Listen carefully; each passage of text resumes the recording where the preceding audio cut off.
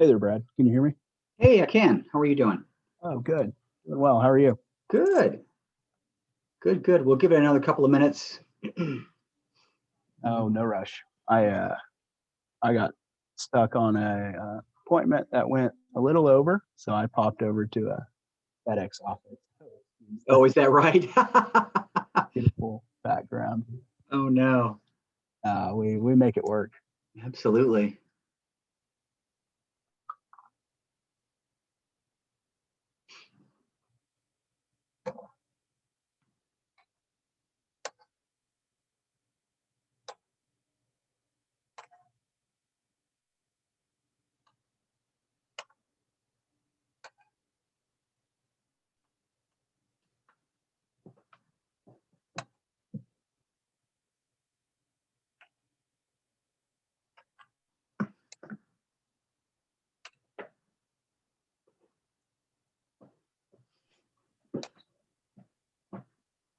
Hi. Hey, Christy.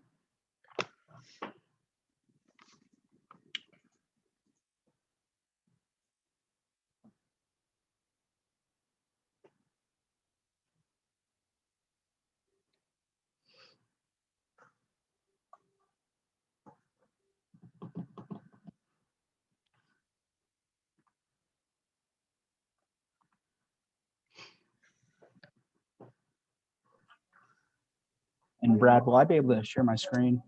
Can you give me a couple minutes? Yes. Yes. If you want to go ahead and do that now, you should be able to like hover your mouse on towards the bottom and just do share screen. There we go. Very good.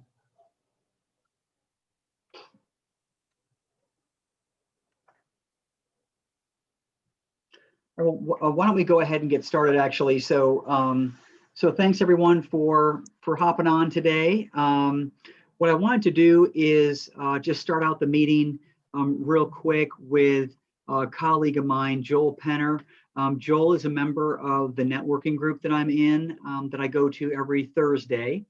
And it seems like every time I go to that meeting, someone's got something great to say about Joel and what he does. And so the Reader's Digest version is that Joel works for a company that provides healthcare. And so be it for you guys or people that you might know, I thought it would be beneficial for Joel to take 5 minutes and just kind of tell you what he does. And we'll have his contact information. Well, obviously it's right here, but we'll have that information for you as well. So Joel, take it away. Awesome. Thank you so much, Brad. I really appreciate everyone's time and you bringing me in on this. And I'll keep it really brief, but really wanted to introduce myself to Brad, your team, and first and foremost, serve as a resource for all things health insurance moving forward. The reality of it is there is no one size fits all when it comes down to self-employed folks finding health insurance. And so we're going to talk about a few key pieces of that. And the first is that if you are self-employed or you're 1099, when you're filing your taxes, you're able to actually write off your health insurance premium through Schedule C. And I've got folks in the tax world that I rely on heavily to help my clients navigate that when needed or to fill those questions. But furthermore, because there is no one size fits all, my job is to help folks based on their family dynamic. Young kids in the house that are going to the pediatrician or getting their shots every couple of years or newborns have different needs than if we've got teenagers at home. Or maybe our kids, we don't have any, like myself, or maybe they're grown and out of the house. And so we're going to look at what your family dynamic is in tailoring and designing a health insurance plan that makes the most sense for you. So it's not a one size fits all approach. It's going to be a tailored approach through a design package based on your needs, your health. The price is determined by your age and your health at the time of application. And I think that's so important versus with what we're talking about here as far as a nationwide PPO health insurance plan that lets you pick and choose who to go to, where to go for facilities, service, and doctors, that we can design and tailor that to make the most sense.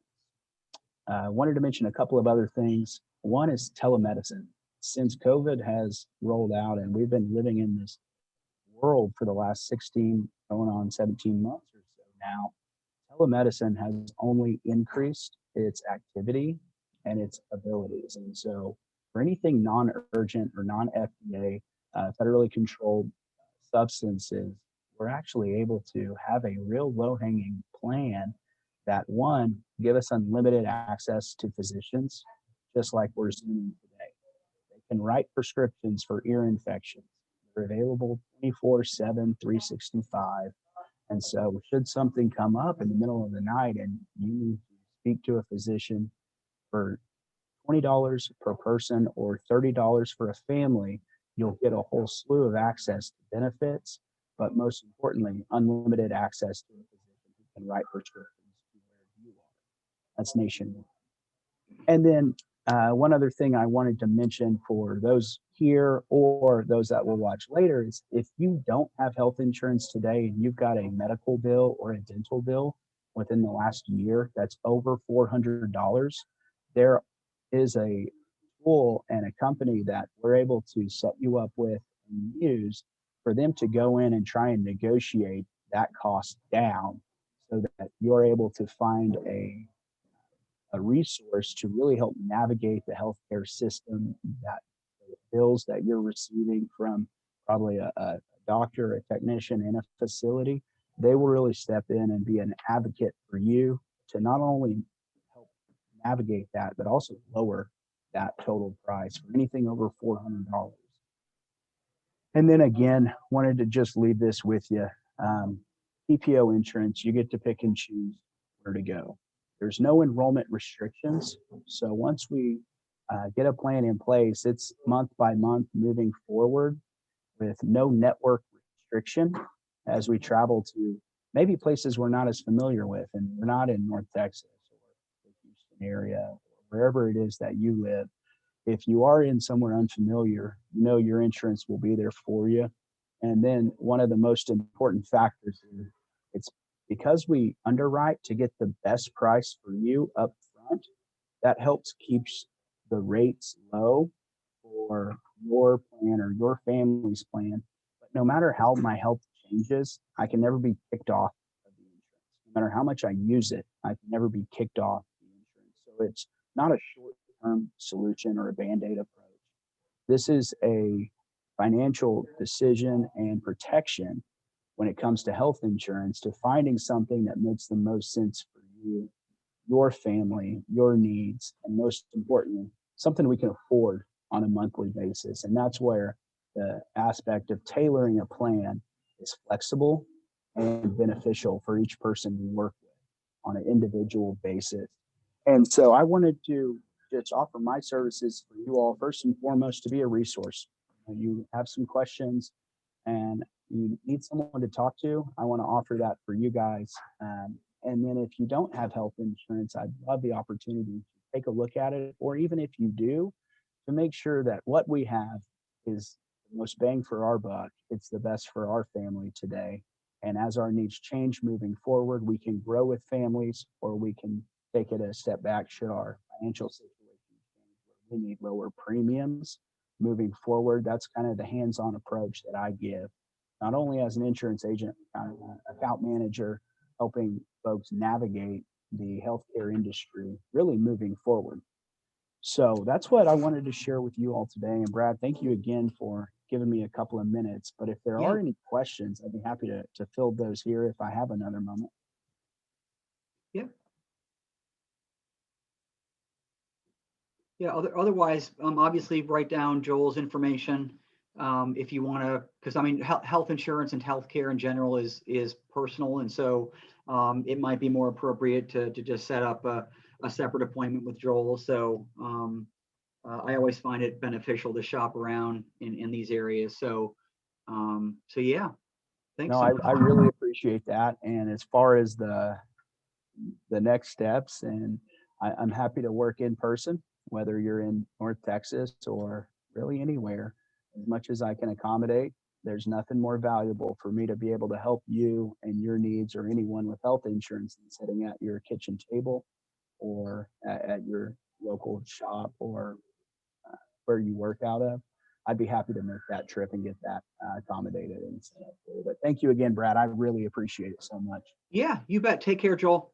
All right. Thank you. All right. Bye-bye. All right. So let's launch into lead generation. Okay, so today's topic is obviously lead generation. And, I think that we can probably all relate to this kind of bell curve of a realtor's business cycle.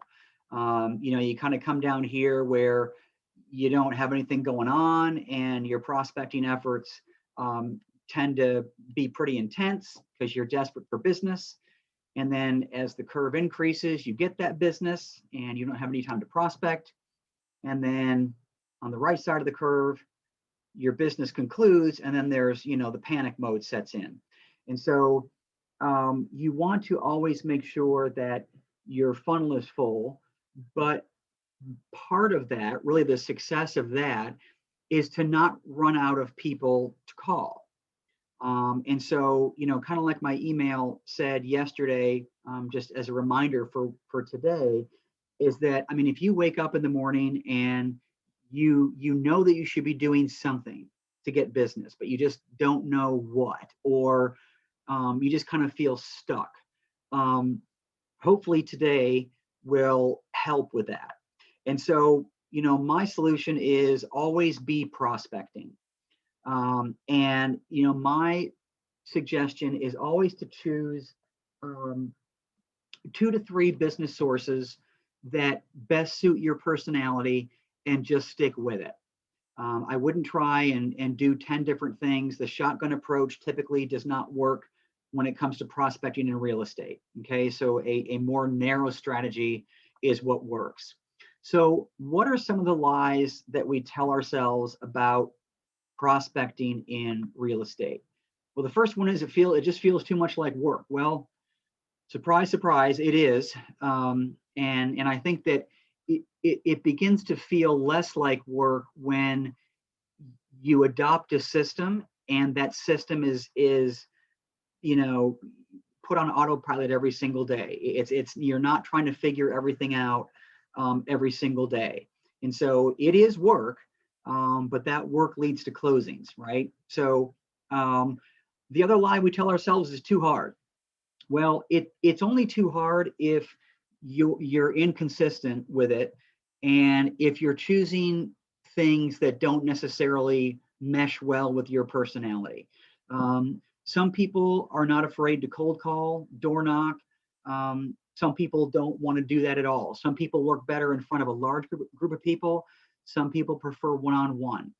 And so that self-discovery really does need to happen, or it will seem like it's just too hard. Too time-consuming. So the good news is that obviously we're all given 24 hours in a day, and a lot of our prospecting really can take place after hours. So whether you're part-time or full-time, you really can fit it in with the technology that exists today. And we all think that there's lots of effort but there's too little payoff. And this is usually a result of trying something you've never tried before, and a couple of weeks go by, or even a couple of months go by, and it doesn't seem like anything is happening. And I think that realtors make a premature assumption that what they're doing isn't working, or what they're doing isn't being effective, or isn't being consumed. And so, this is a profession where, because we don't work, all in an office together, we're out there kind of doing our own thing. And that can tend to play with our mind a little bit, because we're all out there kind of, doing prospecting, but we're not quite sure if it's ever working. We just kind of have to hope. And so I think that hopefully by the end of this session, it'll start to come into focus as to what you need to do. And this will be less of an issue. Okay. So here's my first point, is that whatever you do, it all leads back to your database. So we're going to go into these 6 things today, but every contact that results from any of these has to be put into your database. And I'm gonna do that today so that it's not a mystery, but that has to happen. I'm going to tell you why. Because you could be the best prospector in each of these 6 buckets and still not have anyone reach out to you within the next 30 days. So what does that mean? That means that you're going to have to reach out to them over and over and over again until they hire you. And so you need that database as a tracking mechanism to track what you said, when you said it, and when is the next time you're going to say it. Okay. And just to give you a benchmark as to how many touches it takes, it's going to take between 10 to 15 different touches to get someone to make a decision. All right. And so that doesn't necessarily all have to be one thing. You know, it doesn't have to all be emails or texts or, you know, mail pieces. Preferably, it should be a combination of all those things. But if you don't have a database, there's no way to track what you've done, and there's certainly no way to follow up. Okay. So we're going to go into each one of these in real time, and I'm going to show you kind of how I suggest going about this. But let's talk about Remind for a second. So I've talked about Remind before. It is free to you, and it is a great way to get in front of the motivated. And it also provides their contact information. So we're going to look at people that have a seller score of a medium or high, and that seller score definition will be clear in a moment when I go into it. And so then a lot of people always ask, well, what do I leave? What do I do? What do I say? Well, you're going to leave your 1-page resume, okay, which is on our marketing tab, and it's already filled out. Okay, so all you have to do is pull it down. It is in Word format and it is editable. So all you need to do is put in your contact information in your picture. You can certainly change up what I've written, but basically what I've written is how you as a realtor can bring value to a client, whether they're a buyer or a seller. And I have some information about how you're going to market and some information about us as a brokerage. So if you want to change any of that, feel free. And then you're going to leave a CMA. Obviously, you get that from the MLS. And then you're going to leave an RPR Property Report. We're going to look at that in a second. And then you're going to leave a piece of sample marketing. And so you can get that through either Breakthrough Broker or through our lender or through another resource. Take your pick. And it doesn't have to be more than 1 page, but maybe a flyer that you might, you know, present at an open house or something of that nature. Okay, so let's go into Remind. And you get to that from, and I'm just going to use North Texas's version, but each MLS has this same dashboard. All right, so we're going to go into Remind here.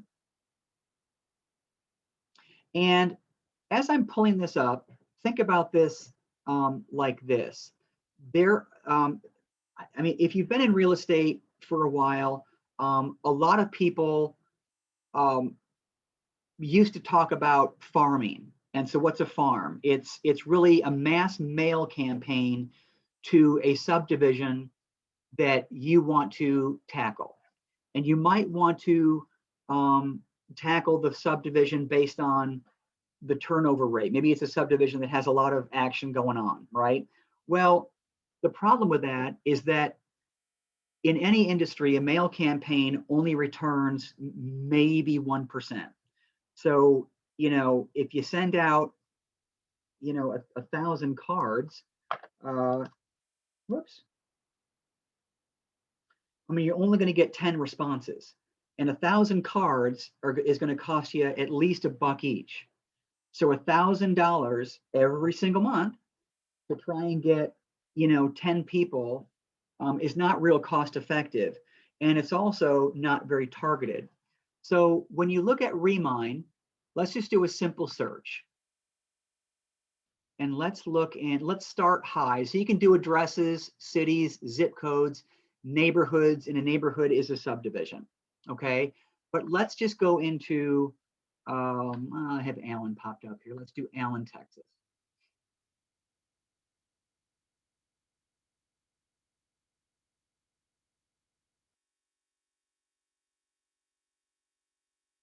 Let's see if this did this right. It's searching.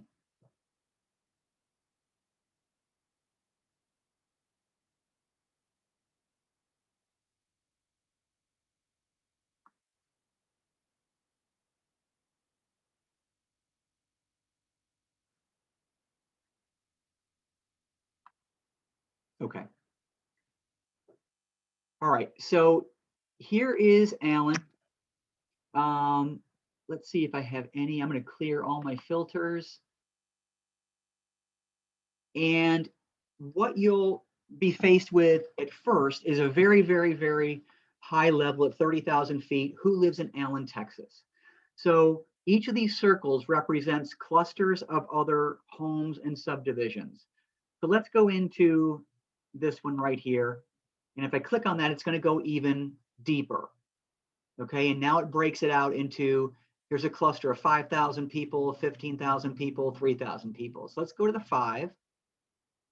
And you're going to be niching down until you get dots that represent houses. So we're not there yet, right? So let's go, let's do this. And similar to the MLS, you can zoom back out and draw an area around. So in the spirit of not running out of people to call, I would start with where you live first, okay? And maybe take this and draw a circle or a square over the area that you live in, because you don't want to be driving 10, 15, 20 miles to try and find who's motivated. So as a refresher, whenever you're on any website and they ask you, hey, we use cookies or we deliver information to other applications, no one really bothers to read it or care. We just click yes and move forward. Well, so does Remine. And whenever a person is in their home, on their individual computer, on their individual network that has an individual IP address, that really is the ID mark for that household, if they are on websites like Zillow and Trulia and Realtor.com, and they're searching for mortgages and they're looking for home insurance and things of that nature, all that goes back to Remine. And the mine part of the Remine name stands for data mining. And so they're taking millions of different points of data to come up with what we call a seller score. And just as a point of reference, you have to click on properties here. I was on listings before and none of these icons came up. So when you click on properties, I happen to have seller score clicked. So let me just unclick this. Okay, so we're back to all the dots. All right, so let me go to seller score. And like I said before, you want people that have a medium or high seller score. And what does that mean? That now means that these people, out of however many there were originally, hundreds, maybe thousands, there are 3 that fit the description of, I've been on a bunch of websites that would lend itself to, I might be ready to sell my home.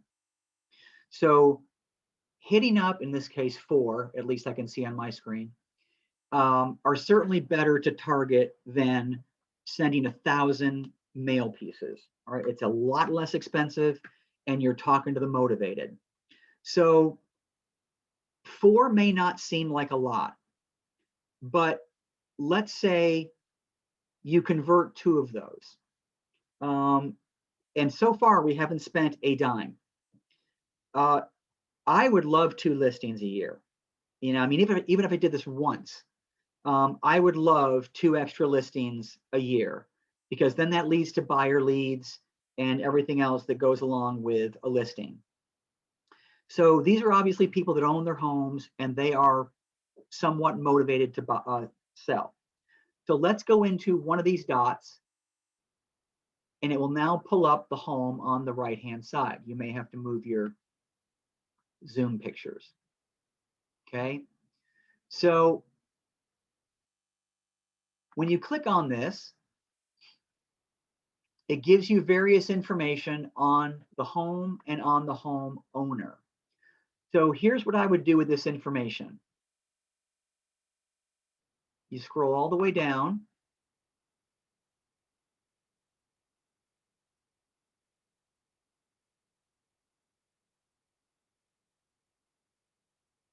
And you look for this little title here that says owners and associated people. Yep, this is, oh, sorry. Here we go. Okay, so it looks like this is actually probably a bad example. A bank owns this, but this would be the homeowner. And then associated people are typically people that live in the home as well. And then their contact information is here. Okay, so in this case, Tiffany Washington has several phone numbers. She has an email address. And that's all fine, because what that tells me is that those are multiple ways I can reach out to the homeowner. However, as my suggestion was, I would gather your one-page resume, CMA, a property report from RPR, and some sample marketing, and I would put it in an envelope and I would drop it off at the home. And because remember, on some level, they are looking to sell their home. So let's go to RPR. So when I talk about an RPR property report, I happen to have a home pulled up. All right, this one's in Plano, Texas. And when you go to create a report, it automatically defaults to property report. And you can see that it's approximately 28 pages. Here's a sample of what it's going to look like. Okay, and it just kind of cycles through. And it does not have to be 28 pages. You'll find that when you get into build these, you can scale it back just so that it's not so overwhelming, because you're going to want to print this in color. But it has a nice cover page. And so why do this? Well, because it's going to provide a valuation. If you scroll down here, this is the price that RPR suggests it might sell for, and this is the range. Okay, so that's important, obviously, to the homeowner. And I think that they're going to be wondering why, how you knew that they were thinking about selling their home. And so you want to give them just enough information to be dangerous, right? But not so much that it doesn't prevent a call to you. Okay, so this exercise is as limitless as there are subdivisions. So again, I would start where you live and just go out from there. I mean, when I put in Allen, Texas, there were tens upon thousands of different homes that I could start to market to. But again, you don't want to market to everybody, because some people just moved into their homes. You wouldn't want to mail them something or spend one dime on those folks. Okay, so so here we go. So let's say that that home that we just looked at was someone you wanted to market to. So now you're going to want to go to your database, because remember, it all funnels up to your database. So I'm going to assume that no one has paid for a database. And so you have to do this the old-fashioned way, which is through Excel. So I have an Excel sheet popped up here, and I've added a couple of tabs in the bottom, and these become my sources of business. And in this case, Remine, I'm going to market to, I think that was her name. and she had an email.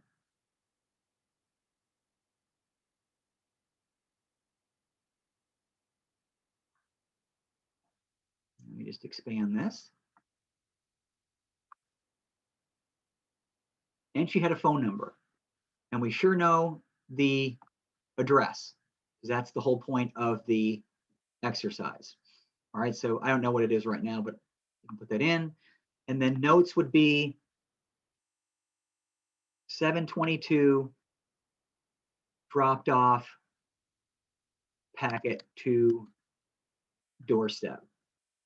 Okay, it's important to put a date in there because you're going to come back to Tiffany probably a month from now, or maybe 2 weeks from now, and do a follow-up, because you have her phone number and you have her email address. Okay, so maybe the next day you text her and say, hey Tiffany, hope you got my packet. I left off at your doorstep. Call me with any questions.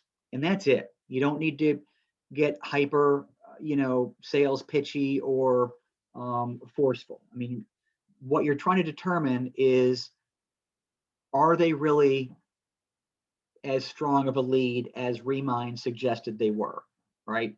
So we know they're looking on websites for real estate. We just want to determine what their interest level is. The information that you provide can do nothing but help them anyway. So I would continue to just gently reach out to them just to see, what their interest level is. And this is that 10 to 15 touches, right? So today you dropped off a packet. Tomorrow, maybe you write down, texted to make sure she got packet. And then maybe you trace it out for August 5th, as an example. We'll send email. And then maybe on August 15th, mail them something, whatever. And that's where our follow-up plan comes into play. If you go on to business building, there's a follow-up plan for your database. Okay, so I'm just kind of working off the cuff here. But it's important that now she goes in here, because now you can point to this person and say, I'm going to follow up with Tiffany. She might be a viable lead. Okay. Any questions on Remind before I move on? Okay. So let's talk about open houses. So I would focus on, okay, so here's, if you weren't on the call last week, I don't think I have it anymore, but the reason I'm doing these today is because there was an article in this month's Texas Realtor magazine about how to get listings and just how to get business in general. And a lot of these kind of tried and true methods were in there. And they were things that I talk about a lot and have personally done and personally have had success with. And so that's why I'm reviewing these specific ones today. So open houses do work. Some people hate them because they sit there for 2 hours and no one shows up. And my response is, you're not doing them right. You're either holding open a stale house that no one wants to come see anymore. There aren't enough signs out so people know about it. You didn't put it in the MLS soon enough so no one knows about it on Zillow. And once you do get people, what do you have to leave them? Do you have a CMA? Do you have whatever to leave them? Okay, so with regards to how you do an open house, that is also on our business building tab under blueprint for an open house. Okay, so it talks about the importance of that home being show ready, that home being in a great location, that home being in the first 2 weeks of it being listed. Bring CMAs. I mean, work through. You got to get them there first before you start selling to people. And so the heavy lifting is really trying to get them there. However, how do I get open houses? So I would focus on homes that are listed with a brokerage far from the actual home. And we're going to go into that exercise in a second. You're going to call the agent and ask to host that open house. If the answer is no, ask to send your contact information to that agent if something changes or if future open houses become available and they need somebody. Okay, you would think that they would have a contact list full of realtors they could call on to do an open house, but you'd be surprised. And so I think that the person that wins out is the person that shows interest and is in their face most of the time. Okay, so here's what you do in this regard. So let's go to the MLS and let's do, let's search for listings. And I'm going to get rid of, I'm just going to show active. And let's go back to Allen, Texas. There's 87 of them. Okay. Now, it goes without saying that if any of us have listings that we need open houses done for, certainly work that angle. But the challenge is that listings are hard to come by and you can't rely on just hours a lot of times. So here's one. Let's just go into this. This is exactly what you're going to do. All right. So this has been on the market for 13 days. This brokerage is in McKinney. Okay, so that's not too terribly far away, but it's worth a try. So you'd call Susan here at her number and, you know, just say, look, Susan, I noticed that you have a listing at 711 Chestnut Hill Drive in Allen. I happen to live right near there, and I do open houses a lot. Does your seller need an open house, and would you consider me for doing that? Okay, and that's all. And you know, the market is slowing down, and so you're not going to have to talk to many to get them to take you up on this. So here's one in Allen, and the brokerage is in Dallas. There is no way Joe Gall is going to Allen to do an open house. So call Joe at this number, same spiel. Okay, there's 87 of these just today. If you did this consistently and had an open house to do every single weekend, do you think you're going to get business? I mean, absolutely. Right. So now, just in case you're wondering if anyone's doing them, let's see. I have not. Maybe I'll have egg on my face. Let me just see if anybody's doing these. Let's go to open house, search open house.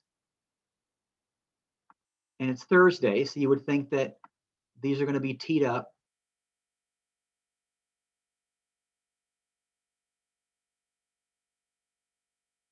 And let's do public.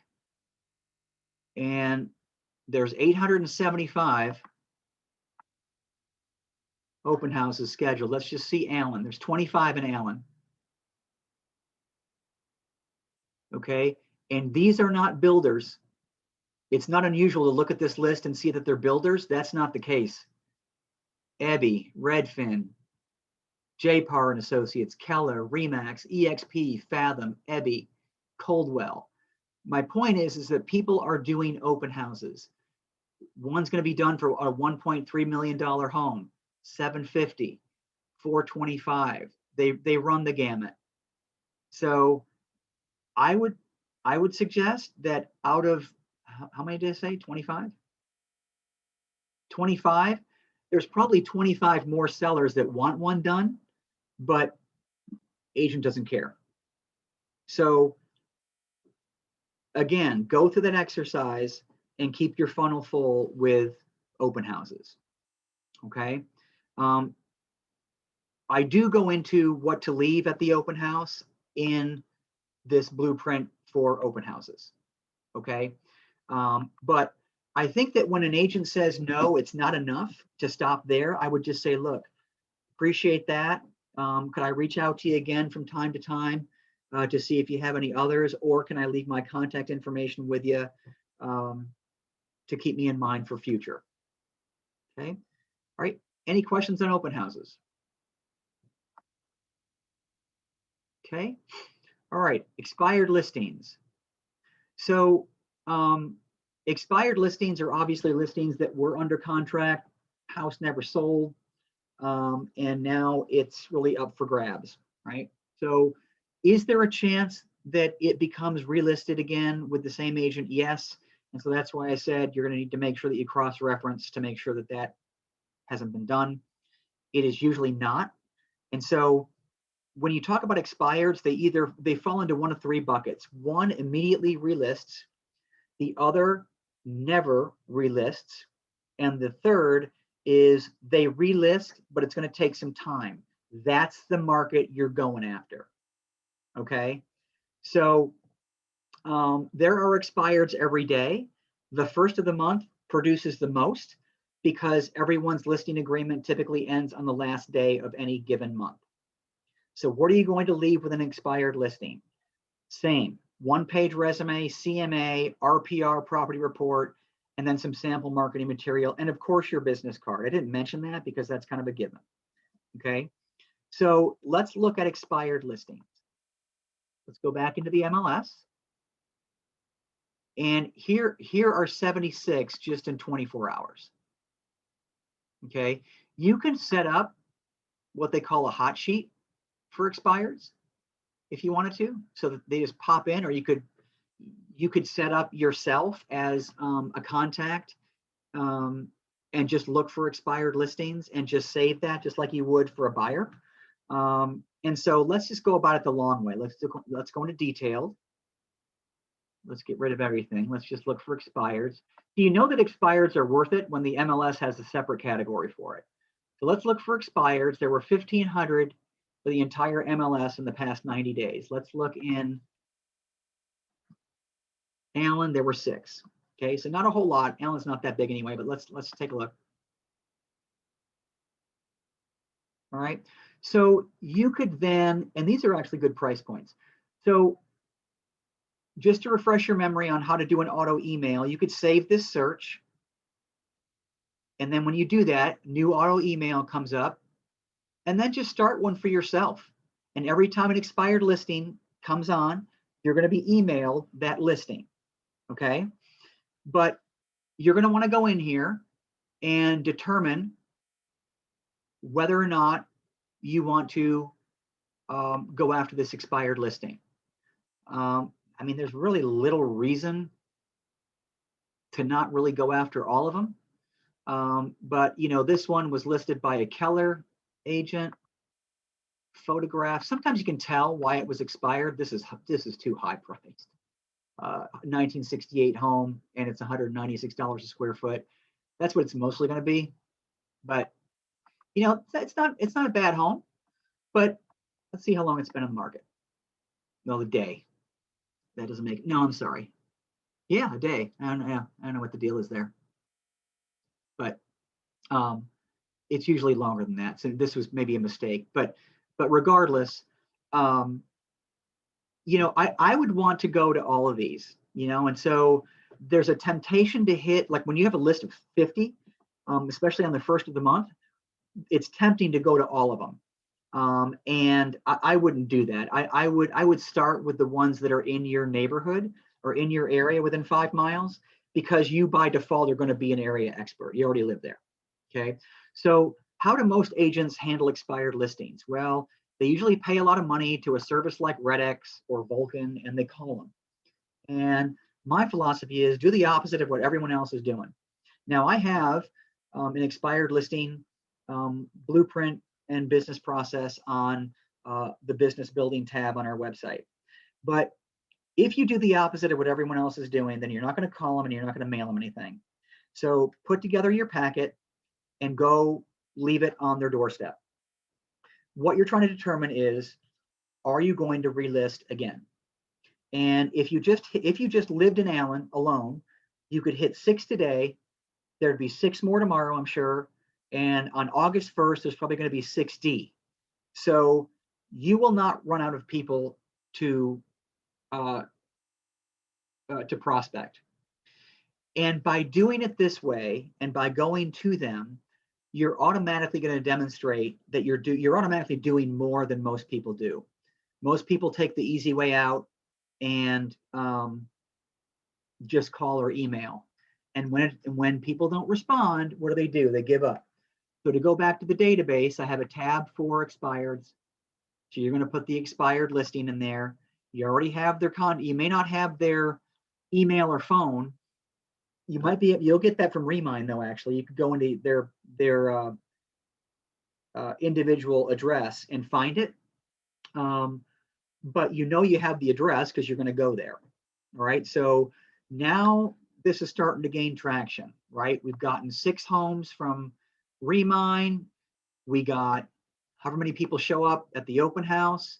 If that's 5 more, and then 6 expired listings. So already we're almost at 20 prospects. Okay, so our list is growing. All right, so for sale by owners. So for sale by owners, their most important concern is typically time. Their time, like let's get this home sold. The exposure of the home out to different channels, and commission. And so I've always said that if that's an obstacle with a FSBO, you are more than welcome to quote them a flat fee. So whether you choose to do a percentage or just say, hey, I'll sell this home for $4,500. You got to pay the buyer's agent something, so let's figure that out. But you're not bound to any kind of commission structure. So I would leave the same types of things. And remember that if it's a for sale by owner, their own sign and their own cell phone is on that sign. So you already know their address and their cell phone number. So a million different ways you can market to those folks. Okay. Now I would add one thing onto this as well. I would add the seller's disclosure, because typically they won't have one. Okay. And they don't realize how important that is. So where do you find these guys? Well, you can find them on Zillow, and you can find them in your own neighborhood, and you can find them on Craigslist. Okay, so I would err on the side of driving around your local neighborhood to see if you can find any, because again, you live there, that's instant credibility. Okay, and then the same thing goes for that database. So you're going to come to FSBO and you're going to type in their first name, last name, you know, their cell phone number, you know, their address, and then, you know, the note would be on today's date, you dropped off a packet. And, you know, again, you're going to have to go through probably 10 or 15 of these separate contacts to get to somebody that is going to hire you. Okay. So it's 10 to 15 touches, and then it's 10 to 15 separate prospects before one of them turns into anything. Okay. So you can kind of start to realize how much work there actually is involved and how important it is to stay on top of it. Okay. Right. Any questions on for sale by owners? Okay. All right. Your sphere of influence. So this is going to be the much longer game, right? It's a much longer sales cycle because you're not necessarily talking to the motivated. But I would always approach people that in this bucket already know, like, and trust you with an approach of, you know, how can I help you? As a realtor, I have access to lots of different contacts. I have the answers to lots of different questions. Texas is a non-disclosure state, which means nobody but me can really know what a house sold for. So, you know, there's that. There's the tax appraisal process, you know, all that. And so face-to-face, I think, works best. So when you talk about, you know, vendor partners, neighbors, friends, family, different organizations you might be in, now that things are somewhat getting back to normal, strive for a face-to-face. Doesn't have to be, but that works best. Okay. And so let's talk about vendors for a second. So we all know, you know, a landscaper or an HVAC person or a roofer, or, you know, some of the people that I bring on our website under onboarding resources, there's a vendor booklet. If you know no one, download that and start calling them, just to introduce yourself and get a relationship going. But we all live somewhere, whether that's a home or an apartment.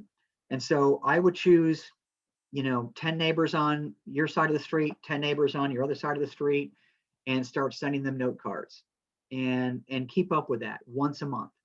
And 10 or 20 isn't going to do it either. So branch out into other streets, other neighborhoods, and all of a sudden, your database becomes really, really full, right? Family, same thing. Friends, same thing. Organizations, maybe you're in a networking group or the Rotary Club or something. Everyone is a potential to add to that database. So this is a little bit of a more passive approach, but what wins here is consistency and sticking with it. So again, on our website, under the business building tab, there is a follow-up system where I tell you what to send, when to send it, who to send it, and kind of what the overall goal is. So, and all that collateral that is under the what to send, we do have. So you really shouldn't need to spend any money on any of this. Okay. And then lastly is builders.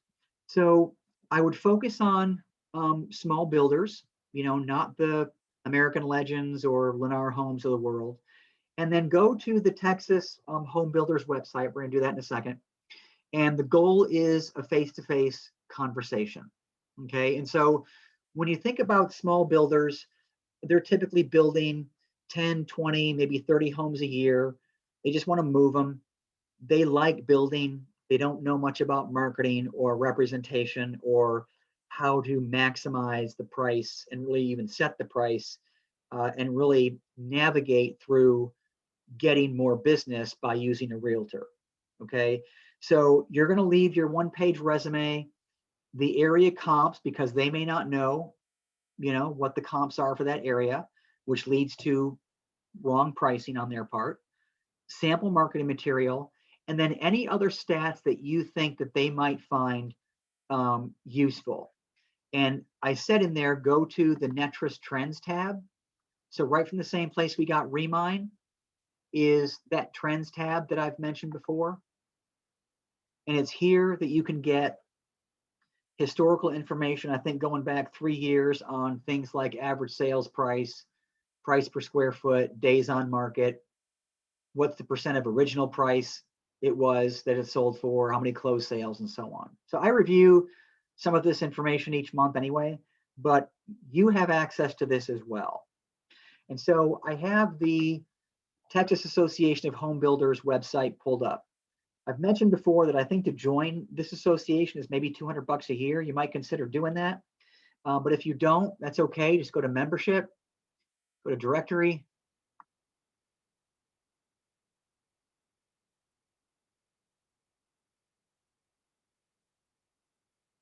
And go to here, builder, remodeler, member directory, and they're all in alphabetical order.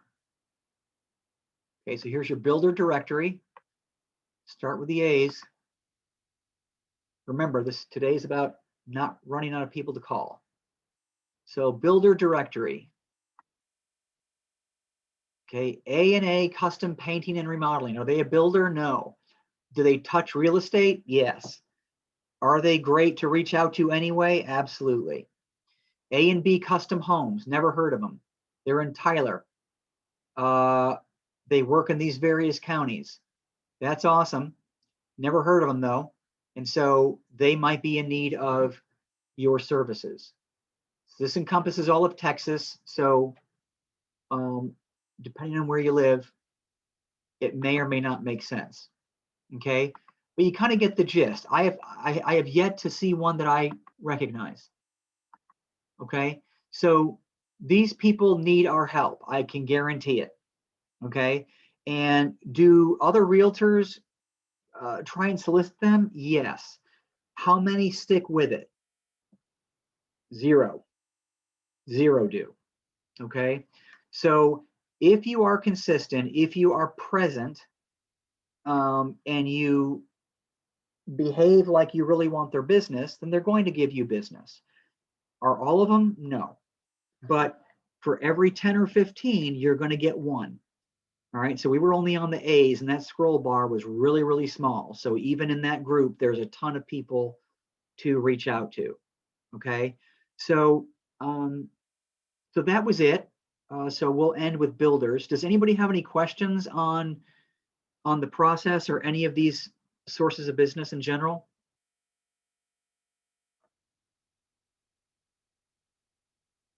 Okay, so when you wake up in the morning and you're wondering, where to get business from, I mean, today's group was really the motivated. It is the low-hanging fruit. I didn't even talk about niche markets like maybe senior citizens or veterans or millennials, any of those other kind of subgroups. We didn't even go into that.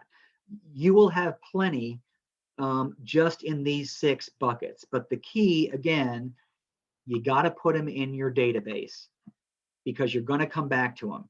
So let's say you chose 3 of these today and filled up your database with 50 people, which you could easily do.